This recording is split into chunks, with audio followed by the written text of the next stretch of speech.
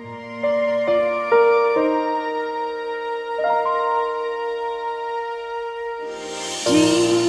Saint Joseph, build me a home made out of love and faith, not of stones, with rooms for Jesus and Mary to stay. For if I keep them near me, then I will never go astray.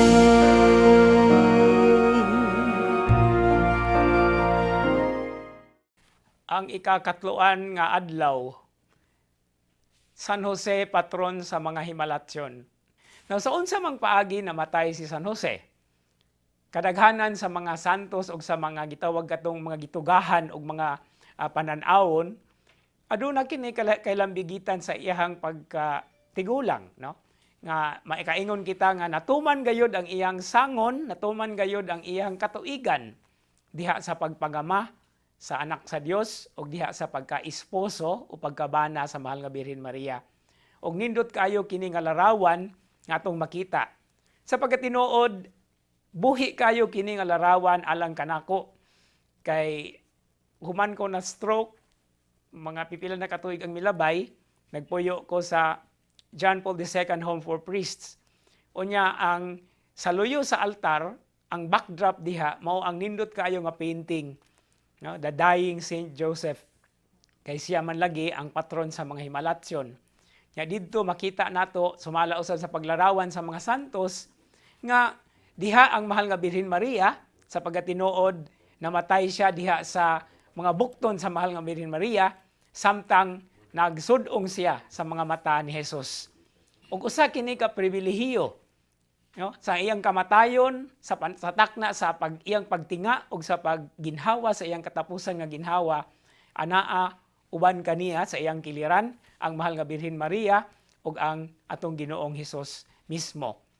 Busa mo kini ang dako kayo nga sukaranan nganong gihimo siya nga patron sa mga Himalatyon. Ang pagkamatay, ang atong kamatayon, dili man sa ingon nga makaingon mo ingon dayon tadi sa atong luyo sa atong hunahuna simbako, no? Tinuod kini nga bahin sa atong kinabuhi. Kay wa man gitawo nga magpabilin nga buhi.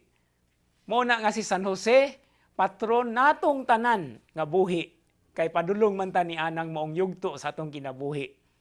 Apan ato kining tan-awon nga katapusan man tuod kini sa atong yutan-on nga kinabuhi, mausab kini ang atong pagsulod ngadto sa langitnon nga saad, sa langitnon nga hawanan nga gitagana kanato nga mga anak sa Dios.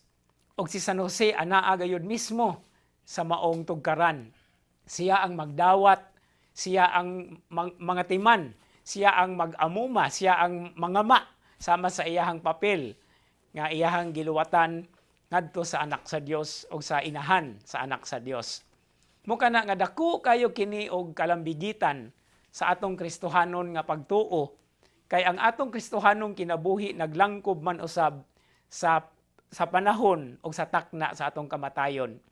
Sa pagkatinuod ang Catechism of the Catholic Church, kay numero 1014, naghisgot diha nga kinahanglan nga kining maong debosyon kang San Jose konektado sa atong pagpangandam sa atong umaabot nga kamatayon.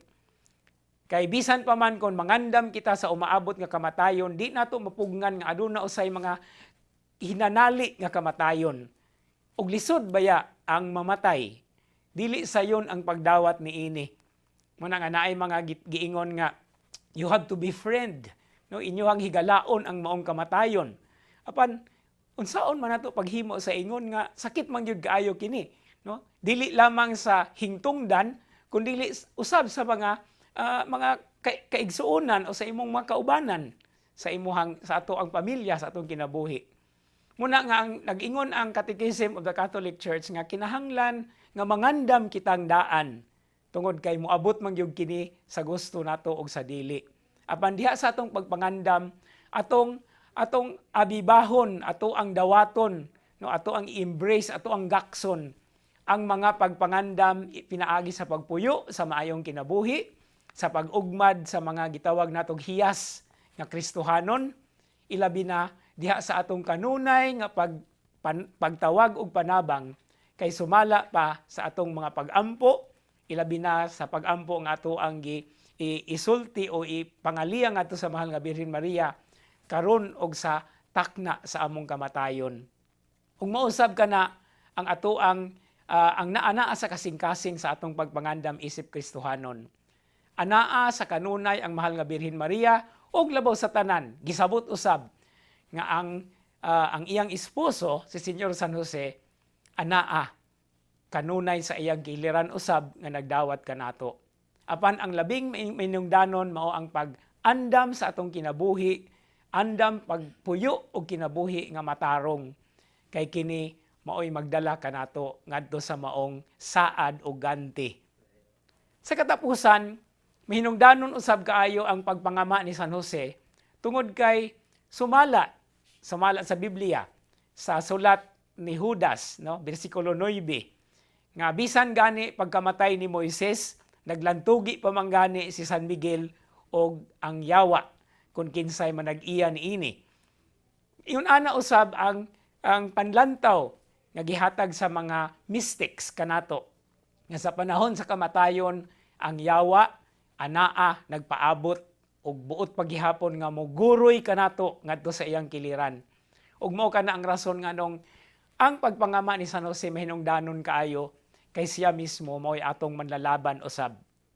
Ug sa katapusan pagyod aduna ako'y ipuno nga pamalandong tungod kay si San Jose ang esposo ni Maria, mao man usab parehas man usab og ngalan ni Jose didto sa Karaang Testamento nga mao'y giandam sa Dios alang sa iyang katawhan, alang sa iyang banay sa panahon sa kagutom, nga dako kayo, nga lapad kayo, nga mikuyanap sa panahon sa ilang panahon, giandam sa Ginoo si Jose ngadto sa Ehipto aron paghatag og kahupayan og tubag sa ilahang suliran. Sa samang higayon, mausab ang papel ni San Jose alang kanato.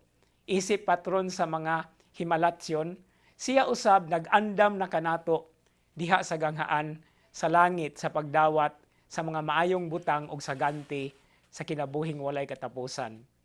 Busa nining atong pagdebosyon ni San Jose ug sa atong pag-andam sa ato ang pagkonsagrar nganha kaniya og sa iyang pangama. Kanunay natong sangpiton ang iyang mga pangaliya, ang iyang intercession, apan dili nato hikalimtan nga kita usab maningkamot pagpuyo sa usa ka kinabuhi nga takos alang ni anang maong ganti, alang ni anang maong gasa. O Señor San Jose, patron sa mga Himalatsyon, kaluy-i kami.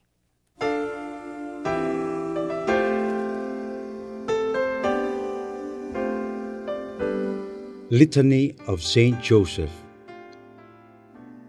Lord, have mercy. Lord, have mercy. Christ, have mercy. Christ, have mercy. Lord, have mercy. Lord, have mercy. Christ, hear us. Christ, graciously hear us. God, the Father of heaven, Have mercy on us. God, the Son, Redeemer of the world, Have mercy on us. God, the Holy Spirit, Have mercy on us. Holy Trinity, one God, Have mercy on us. Holy Mary, Pray for us. Saint Joseph, Pray for us. noble offspring of David, Pray for us. light of patriarchs, Pray for us. spouse of the Mother of God, Pray for us. chaste guardian of the Virgin, Pray for us. foster father of the Son of God, Pray for us. zealous defender of Christ, Pray for us.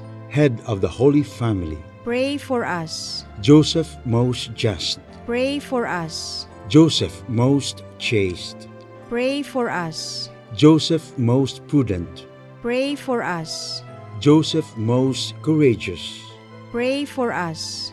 Joseph most obedient, Pray for us. Joseph most faithful, Pray for us. mirror of patience, Pray for us. lover of poverty, Pray for us. Model of workmen, Pray for us. glory of domestic life, Pray for us. guardian of virgins, Pray for us. pillar of families, Pray for us.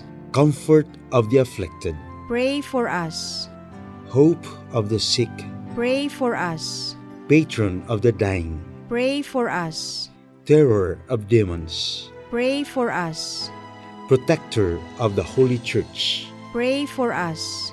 Lamb of God who takes away the sins of the world, Spare us, O Lord. Lamb of God who takes away the sins of the world, Graciously hear us, O Lord. Lamb of God who takes away the sins of the world. Have mercy on us, He has made him Lord of his household. and prince over all his possessions. Let us pray. O God, who in your loving providence chose blessed Joseph to be the spouse of your most holy mother, grant us the favor of having him for our intercessor in heaven, whom on earth we venerate as our protector. You who live and reign forever and ever. Amen.